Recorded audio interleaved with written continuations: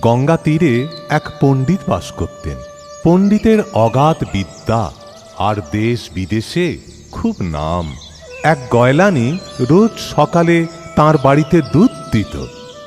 দুধ দিতে অনেক বেলা হয়ে যায় দেখে একদিন পণ্ডিত গয়লানিকে ধমক দিয়ে বললেন, দুধ দিতে এত দেরি করিস কেন? আরো সকাল সকাল দুধ দিতে হবে। গয়লানি জোর হাতে বলল, বাবা, যত সকালে চাও দুধ আমি দিতে পারি। খেয়ানি ঘুম থেকে উঠতে বড্ড দেরি করে, তাই তো আমারও দেরি হয়ে যায়। পণ্ডিত বললেন, সে আমি জানি না, আরো সকালে দুধ দিতে যদি পারিস তোর কাছ থেকে দুধ নেব, নইলে আর তোর কাছে দুধ নেব না, এই বলে রাখলুম। ভারী চিন্তিত হয়ে গয়লানি বাড়ি ফিরে গেল। বাড়ি তার নদীর ওপারে। অলস খেয়ানিটার জন্যই তো যত ভাবনা। সেদিন বিকাল বেলা গয়লানি দুধের দাম আনতে আবার পণ্ডিতের বাড়ি গেল।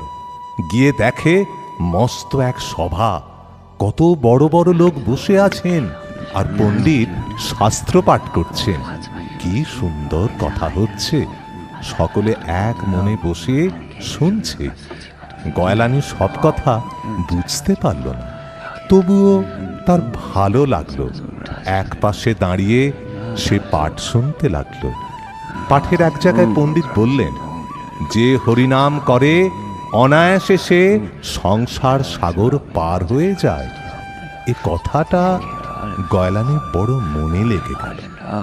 সেদিন আর দুধের দাম নেওয়া হলো না। কথাটা ভাবতে ভাবতে গয়লানি বাড়ি ফিরে গেল। পণ্ডিত বলেছেন, দেরি হলে আর দুধ খাবেন না। গয়লানি তাই পরদিন খুব সকালে দুধ নিয়ে পণ্ডিতের বাড়ি যাত্রা করল। অনেক ডাকাডাকি করেও যখন খেয়ানিকে অত সকালে ঘুম থেকে তুলতে পারল না, তখন সে মনে মনে ভাবতে লাগল, পণ্ডিত কাল বলেছেন হরিনাম করে অনায়াসে সাগর পেরিয়ে যাওয়া যায়। হরিনামে যদি সাগর পাড়ি দেয়া যায়, তবে এ নদী তো অতি সহজেই পার হওয়া যাবে। আমি কি বোকা!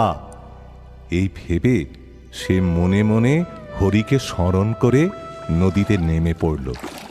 সরল বিশ্বাসের কি আশ্চর্য মহিমা! গয়লানি অনায়াসে পায়ে হেঁটে নদী পেরিয়ে গেল। আজ গয়লানিকে খুব ভোরে আসতে দেখে পণ্ডিত তাঁকে জিজ্ঞেস করলেন, কে, আজ এত সকালে কি করে এলি? তোদের যেমন বুদ্ধি, যেমন কুকুর তেমন মুগুর না হলে হয় না। আজ খেয়ানি কি করে পার করে দিল? গয়লানি বললেন, খেয়ানি এখনো ঘুমাচ্ছে, সে আমাকে পার করে দেয়নি। তাহলে এলি কি করে শুনি? তোর দুখানা পাখা গজিয়েছে, আমার সঙ্গে ফাঁকি।